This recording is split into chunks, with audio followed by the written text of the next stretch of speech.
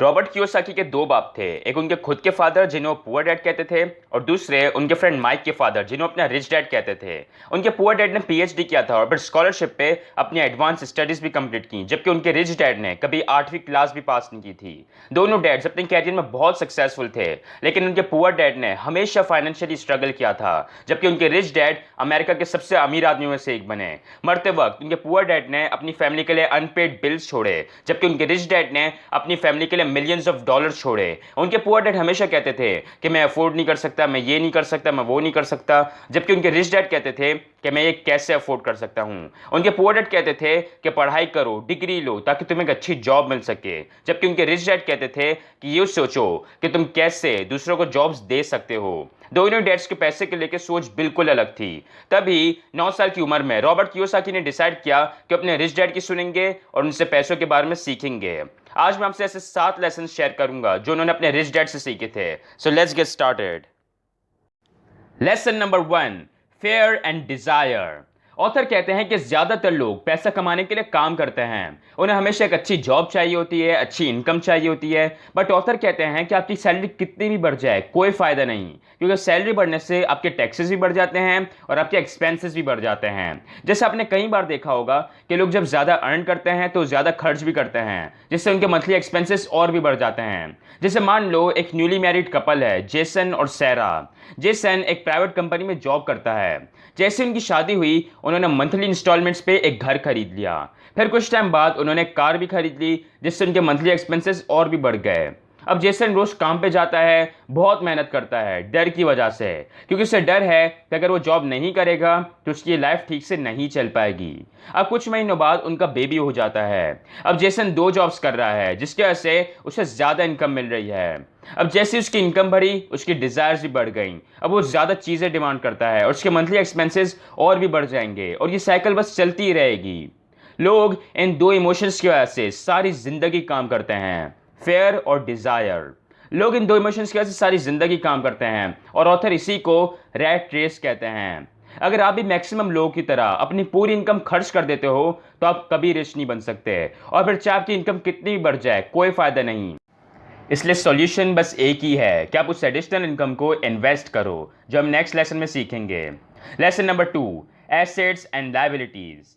जब रॉबर्ट ने अपने रिच डैड से अमीर बनने का सीक्रेट पूछा तो रिच डैड ने कहा कि अमीर बनने का बस एक ही सीक्रेट है। अगर तुम्हें अमीर बनना है तो तुम्हें बस यही जानने की ज़रूरत है कि एक एसेट और एक लायबिलिटी में क्या फ़र्क होता है, और तुम्हें एसेट्स बाय करने की ज़रूरत है। तो रॉबर्ट ने उनसे पूछा कि अगर रिच बनना इतना ही सिंपल है तो सब रिच क्यों नहीं बन जाते। तो रिच डैड ने कहा कि सब इसलिए रिच नहीं बन पाते क्योंकि वो एक एसेट और एक लायबिलिटी के फ़र्क को नहीं समझ पाते। फिर रिच डैड उसे बताते हैं कि एक एसेट और एक लायबिलिटी में क्या फ़र्क होता है।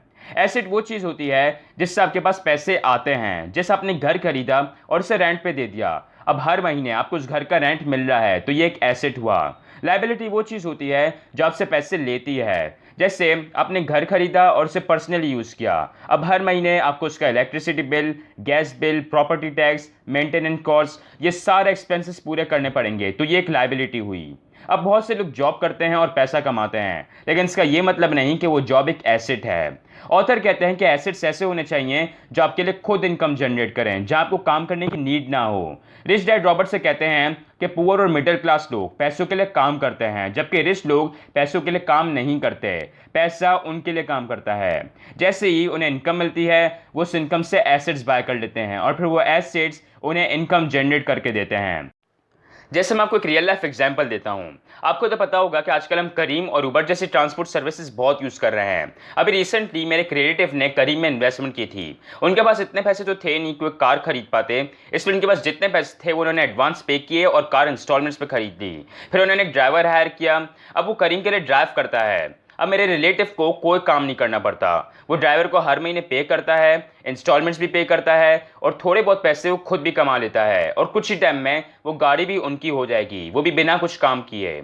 मोस्टली हमारा ये होता है कि जब पुअर के पास इनकम आती है तो उस इनकम को एक्सपेंसेस के लिए यूज़ करता है, जैसे फूड्स, बिल्स, टैक्सेस, और फिर एसेट्स के लिए कुछ नहीं बचता। जब मिडिल क्लास के पास इनकम आती है तो उसे लायबिलिटीज़ के लिए यूज़ करता है, जैसे जो ने लास्ट मंथ एक नया एसी खरीदा, मतलब और ज़्यादा इलेक्ट्रिसिटी बिल। लास्ट वीक एक कार खरीदी जिससे एक्सपेंसेस और भी बढ़ गए, मतलब मिडिल क्लास भी अपनी सारी इनकम लायबिलिटीज और एक्सपेंसेस पे यूज करता है, जबकि रिच लोगों के पास एक्सपेंसेस से ज्यादा एसेट्स होते हैं। उनके एसेट्स कॉलम में से जो भी इनकम आती है वो उसे एक्सपेंसेस के लिए यूज कर लेते हैं और जो इनकम बच जाती है वो उसे वापस एसेट कॉलम में री इन्वेस्ट कर देते हैं।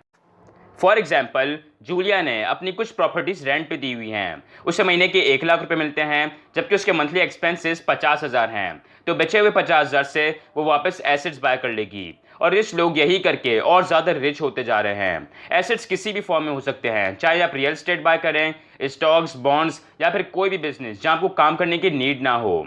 एसेट्स बाय करने का ये मतलब नहीं कि रिच पीपल कोई लग्जरीज बाय नहीं करते, वो लग्जरीज बाय करते हैं, बट वो लग्जरीज तभी बाय करते हैं जब उनके एसेट्स में से अच्छी इनकम आ रही हो तब, जबकि पुअर लग्जरीज पहले बाय कर लेते हैं। इसलिए ये बातें याद रखना, एक तो अपना टाइम बेच के पैसे ना कमाना, ज़्यादा से ज़्यादा एसेट्स बाय करना और लग्जरीज एंड में खरीदना। Lesson number 3, mind your own business.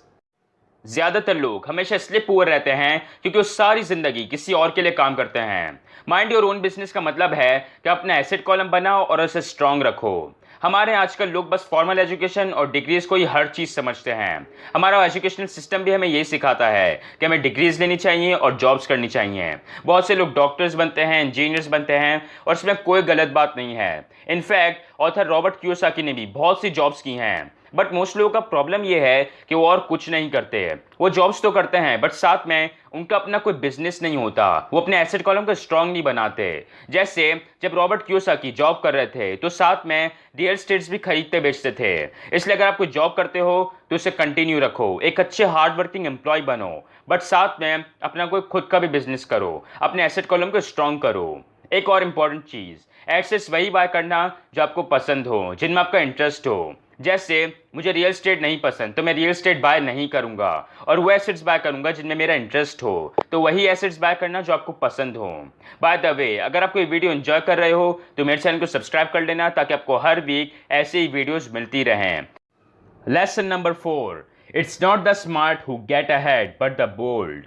Author कहते हैं कि लोग अमीर इसलिए नहीं बनते क्योंकि उनके पास बहुत सारे पैसे होते हैं, वो रिच सिर्फ और सिर्फ अपनी फाइनेंशियल नॉलेज की वजह से बनते हैं। अब मैं आपसे बुक समरी जो शेयर कर रहा हूँ, आपको नॉलेज तो दे रहा हूँ, बट इसका ये मतलब नहीं कि आप रिच बन जाओगे। आप तब तक रिच नहीं बन सकते जब तक आप इस नॉलेज को यूज़ नहीं करते। बहुत से लोगों के पास नॉलेज तो होती है बट वो कभी उस नॉलेज को यूज़ ही नहीं करते, उस पर एक्शन नहीं लेते। ऑथर कहते हैं कि नॉलेज तो बहुत लोगों के पास होती है, लेकिन ज़िंदगी में कामयाब वही बनता है जो हिम्मत करके उन स्टेप्स को फॉलो करे, एक्शन ले। अब जैसे मैंने आपको इस वीडियो में एडवाइस दी कि अपने इनकम को एसेट्स में इन्वेस्ट करें। अब आप में से कितने कम लोग इस एडवाइस को फॉलो करेंगे, और चांस है कि वही थोड़े बहुत लोग आगे जाके रिच बनेंगे। बहुत से लोग एक्शन इसलिए नहीं लेते क्योंकि कहते हैं कि उनके पैसे डूब जाएंगे। बहुत से लोग कहेंगे कि यार मेरी एक फैमिली है, मैं रिस्क लेना अफोर्ड नहीं कर सकता, या बहुत से लोग ये भी कहते हैं कि मेरे पास इन्वेस्ट करने के लिए पैसे ही नहीं हैं। तो मैं आपको बता दूं कि ऑथर ने बहुत ही रिस्की इन्वेस्टमेंट्स किए हुए हैं, ऐसे इन्वेस्टमेंट्स जब उनके बैंक अकाउंट में एक भी पैसा नहीं था। ऑथर कहते हैं कि पैसे लाने के बहुत से तरीके हैं, बस आपको पता होना चाहिए कि कैसे। इसीलिए फाइनेंशियल नॉलेज बहुत ज़रूरी है और फाइनेंशियल नॉलेज से रिस्क भी बहुत कम हो जाता है। लेकिन अगर आपको अमीर बनना है तो रिस्क तो लेना ही पड़ेगा। इसलिए ज़्यादा से ज़्यादा अपनी फाइनेंशियल नॉलेज पे ध्यान दो और फिर हिम्मत करके एक्शन भी लो, तभी आप रिच बनोगे। Lesson number 5, work to learn. Graduation करने के बाद ऑथर रॉबर्ट कियोसाकी को स्टैंडर्ड ऑयल ऑफ कैलिफोर्निया में जॉब मिल गई, जहां वो साल के $42,000 अर्न कर रहे थे। उनके पुअर डैड बहुत खुश थे। उनके पुअर डैड चाहते थे कि रॉबर्ट एक हाई पेइंग जॉब में सेटल हो जाए, जबकि उनके रिच डैड कहते थे कि कभी भी पैसों के लिए काम मत करना, हमेशा सीखने के लिए काम किया करो। रॉबर्ट कियोसाकी ने 6 महीने बाद वो जॉब छोड़ दी और वो मरीन कॉर्प्स में चले गए ताकि वो वहां जाके कुछ सीख सकें। उनके रिच डैड बहुत खुश थे, जबकि उनके पुअर डैड बहुत गुस्से में थे। उनके पुअर डैड कहते थे कि तुम्हें किसी एक फील्ड या एक सब्जेक्ट को मास्टर करना चाहिए, और ये सही भी है, लेकिन साथ ही आपको नए नए स्किल्स भी सीखने चाहिए। जैसे मान लो मेरा एक यूट्यूब चैनल है जो मैंने बहुत ग्रो कर लिया है, मैंने यूट्यूब को अच्छे से मास्टर कर लिया है। अब अचानक एक दिन यूट्यूब मेरा चैनल बंद कर देता है या फिर यूट्यूब भी बंद हो जाता है तो मेरा तो सब कुछ चला जाएगा। इसलिए ज़रूरी है कि मैं दूसरी चीज़ें भी सीखूं, जैसे यूट्यूब के साथ साथ फेसबुक, इंस्टाग्राम और दूसरे सोशल मीडिया प्लेटफॉर्म्स को मास्टर करूं, अपनी खुद की वेबसाइट बिल्ड करूं। रिच डैड लर्निंग को बहुत इंपॉर्टेंट मानते थे। रॉबर्ट कियोसाकी रिच डैड की मीटिंग्स के वक्त उनके साथ बैठे थे ताकि उनसे कुछ सीख सकें। एक बार रॉबर्ट कियोसाकी एक स्पीकिंग इवेंट में गए थे। इवेंट के बाद एक फीमेल रिपोर्टर ने उनका इंटरव्यू लिया। उस रिपोर्टर ने ऑथर से कहा कि वो भी एक दिन उनकी तरह बेस्ट सेलिंग ऑथर बनना चाहती है। तो रॉबर्ट कियोसाकी ने उस रिपोर्टर के कुछ आर्टिकल्स पढ़े और वो उन्हें बहुत पसंद आए। ऑथर ने उस रिपोर्टर से पूछा कि किस चीज़ ने उसे रोका हुआ है। तो रिपोर्टर ने कहा, पता नहीं, सबको मेरे आर्टिकल्स इतने पसंद आते हैं बट कुछ हो ही नहीं रहा। बट रिपोर्टर ने ऑथर से एडवाइस मांगी। तो रॉबर्ट कियोसाकी ने रिपोर्टर से कहा कि उसे कुछ सेल्स ट्रेनिंग कोर्सेज लेने चाहिए। ये सुन के रिपोर्टर को बहुत गुस्सा आया और उसने रॉबर्ट कियोसाकी से कहा कि मेरे पास एक मास्टर्स डिग्री है, मैं एक प्रोफेशनल हूँ और आप चाहते हैं कि मैं सेल्समैन बन जाऊँ। तो ऑथर ने अपनी बेस्ट सेलिंग बुक उठाई और कहा कि ये देखो, ये एक बेस्ट सेलिंग बुक है, ना कि बेस्ट राइटिंग बुक। इसलिए लर्निंग पे ज़्यादा से ज़्यादा ध्यान दो। फाइंड करो कि आपको क्या स्किल्स सीखने की ज़रूरत है और फिर उन स्किल्स को सीखो। लेसन नंबर 6, पे योर सेल्फ फर्स्ट। पे योर सेल्फ फर्स्ट का मतलब है कि आप अपने आप को हमेशा सबसे पहले पे क्या करो, मतलब वो इनकम जिससे आप एसेट्स बाय करोगे और फिर जो बच जाए उससे बाकी एक्सपेंसेस पूरे करो। तो रॉबर्ट ने रिच डैड से पूछा कि अगर हमारे पास इतने पैसे ना हो तो क्या करें। तो रिच डैड ने कहा कि चाहे कुछ भी हो जाए, हमेशा एसेट्स के लिए इनकम पहले निकालो और फिर जब आपके ऊपर एक्सपेंसेस का प्रेशर आएगा तो आप किसी ना किसी तरह पैसे कमा लोगे और एडजस्ट कर लोगे, बट हमेशा एसेट्स के लिए इनकम पहले निकालो। Lesson number 7, give and you shall receive. Rich dad हमेशा एक चीज़ में मानते थे कि अगर आपको कोई चीज़ चाहिए तो पहले आप वो चीज़ दो। जैसे जब भी रिच डैड को पैसे की नीड होती थी तो किसी और की हेल्प करते थे। जब रॉबर्ट कियोसाकी को पैसों की नीड होती थी तो किसी और की मदद करते थे। जब उन्हें सेल्स की नीड होती थी तो किसी और की सेल्स करने में मदद करते थे। इसलिए अगर आपको कुछ भी चाहिए तो पहले आप वो चीज़ दो।